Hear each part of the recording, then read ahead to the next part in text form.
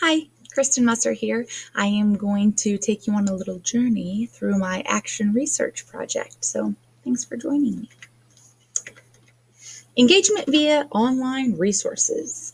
This was a study that I determined I needed to do some interventions in my classroom because I was losing the engagement of my students. So the question, how does the use of online resources for students increase engagement in my fifth grade science classroom during a unit on scientific inquiry? It was the goal of this action research to study to determine if in this tech-savvy generation, replacing a traditional textbook with online resources might just be the key to unlocking my students' engagement in my classroom. Old methods. I have a Harcourt Science district curriculum approved textbook that isn't all bad. It's not something that I love using all the time. It does have a 2006 copyright, and so my students sometimes feel like it's outdated. So sometimes I will be using that science textbook. You will always see in my classroom this interactive science notebook, the ISN. You can see a picture of mine. I make one every year with my kiddos. Our table of contents gives you a little insight into what we input, observations, scientific method, vocabulary. You might see science vocabulary in this format with an image and then the definition of the word with a term. We do some lift of flaps, steps of the scientific method here. We put our labs, our data tables, our graphing. These are all things that are currently in this year's ISN. And tools notes, you'll see some more vocabulary. This happens through teacher modeling with the use of my document camera. So that wasn't cutting the mustard. My kids are just starting to lose engagement. So implementing an intervention, Google Classroom and Discovery Education Science Textbook. So first I will take you over to my Google Classroom. I'm sure that it is something that you have probably seen for yourself. I have all three of my classes here. Something that we did rather than the ISN, you are seeing the edited version of this, but I assigned to each of my students the steps of the scientific method. Now, down at the bottom of this page, all of the items that you see on the right-hand side of this table were input down at the bottom in kind of a scattered or unorganized manner. And the kiddos were able to copy and paste it up into the step of the scientific method that it went along with. So making an observation using their five senses. They really enjoyed this. We also used Discovery Education online. And if you are at all familiar with DE, you have a science tech book. That is what I started implementing as an intervention rather than the textbook.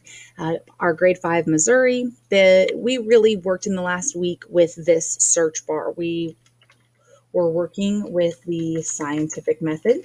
So just as you see here, the kiddos went in and did some exploring with scientific method. We focused on the 3rd through 5th grade, and something that they loved was the interactive glossary. They thought that this was really cool. It was much more engaging to them than our typical vocabulary. Interactive glossary has a definition, and then the animation is great. It walks them through their definition, and it gives them just what it says, an animation that goes right along with the word or the unit of study that they're inquiring into. It also offers them a video that they're able to click on and watch about any word that they would look up in this interactive glossary. And I love that about this interactive glossary. Going back, so once I had that online resource going for me, I started really getting into my data collection. I chose to triangulate between the student survey, which I used to form my next interview group, student interviews, and an on-task analysis. If I can go back for a moment, the student survey was completed through a Google form, and I love Google Forms. I was able to type in the questions, and it just, as you can see, gives me all of the data that I need. I can see exactly how many students chose neutrality, how many agreed with the statement, and how many disagreed. And then it gives me a fabulous little spreadsheet here. For the purpose of our video, I have blocked out all of my student names, but I can see who they were, who their homeroom teacher was, if they agreed or disagreed. You'll see some highlighting. I used some different strategies to form that group of 18 students for my student interviews. In the student interview, oh, I'm sorry, I did want to show you real quickly. With that student survey, there were some really great responses that kind of surprised me. Questions like, I work harder and put more effort into assignments or activities when we use Google Classroom compared to when we work with paper and pencil. 83% of my kids agreed with that. 80% of them disagreed, that they were more interested in our textbook than they were with the Discovery Education, and 83.3% agreed that they enjoyed using online resources more than they enjoyed the regular textbook. With the student interview, I did take a group of 18 kids, 6 from each homeroom, 3 boys, 3 girls, and I asked them questions about what they most and least liked about the textbook, Google Classroom, and the Discovery Education. You can see from my information here, high interest group, neutral interest group, or I should say engagement, pardon me, high engagement, neutral engagement, least engaged. They most like creating the ISN in the regular classroom. I went with their number one theme. I coded their answers and went with their most common.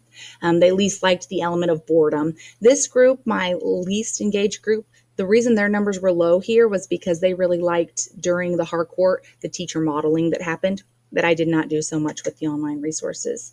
As far as question 2, Google Classroom, they most liked submitting, not having the paper pencil, least liked computer errors or slow computers. Don't we all dislike that? Question 3, time spent using Discovering Education. They most liked that interactive element, the glossary. They least liked, again, the ease of use or difficulties with learning a new component.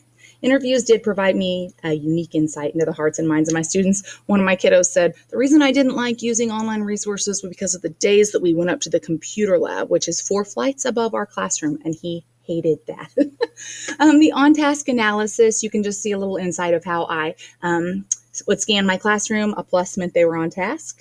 A minus meant they weren't. You will see a lot more minuses when we were without the intervention than when we were with. And then I just averaged that data. 42 kids were on task with the intervention. 27 were on task without the intervention. So that's quite a difference. That was something that I was shook. I couldn't believe it. The added benefit for me, I am spending far less time with any type of behavior management. The kiddos are much more engaged, and that keeps them busy and out of trouble. So where to now? I'm presenting at my in-service coming up in November with all of my fellow K-5 staff members. Reviewing this data and reflecting on it, I believe the intervention of online resources does increase my student engagement in the 5th grade science classroom. I will continue to use it this school year. The struggles are worth the results. This is an intervention I'm not going to abandon. Thank you for joining me, and I hope that you guys got as much out of this course as I feel like I did. I'm excited to move forward.